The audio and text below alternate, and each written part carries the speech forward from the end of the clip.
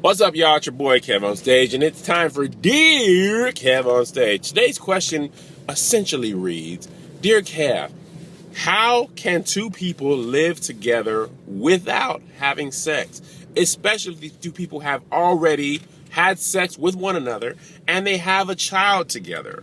So basically, how can we shack it up without smacking it up?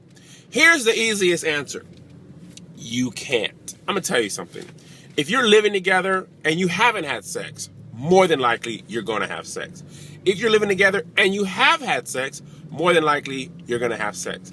If you're living together and you have had sex and had a baby, then you are going to have sex. You can't possibly put yourself that close to somebody you're sexually attracted to and expect your genitals to hold up to your moral values. Let me tell you something.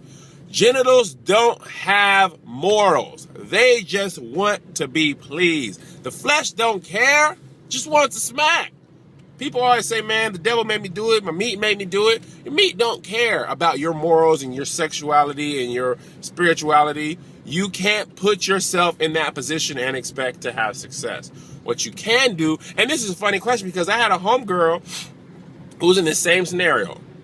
Boyfriend, loved, had sex, had a baby, was eventually going to get married, didn't want to have sex anymore. But due to financial constraints, and by the way, a lot of people shack up having more to do with the rent than sex. They're just like, man, this rent's high. So, I feel you.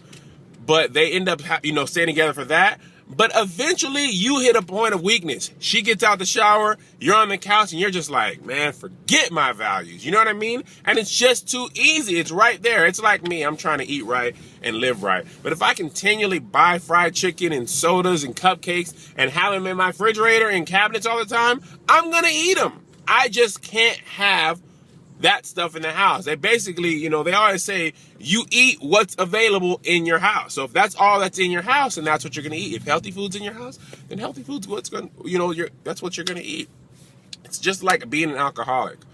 If you're an alcoholic, you can't just be chilling at the bar all the time with your homies and expect to not want to drink. Eventually, you're going to hit a point of weakness and you're going to give in. And that's the same thing that's going to happen when you have sex. I know it's a dilemma. It's hard. But if you live together, you're having sex. It's just the way to do. The only thing you can do to even begin to give yourself a fair shot is to live separately. Like, you can't just live in the same room. Doesn't matter if he's on the couch and you're in the bedroom, or he's in the basement and you're on the third floor.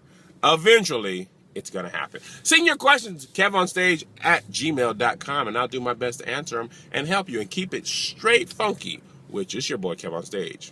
Have a great day.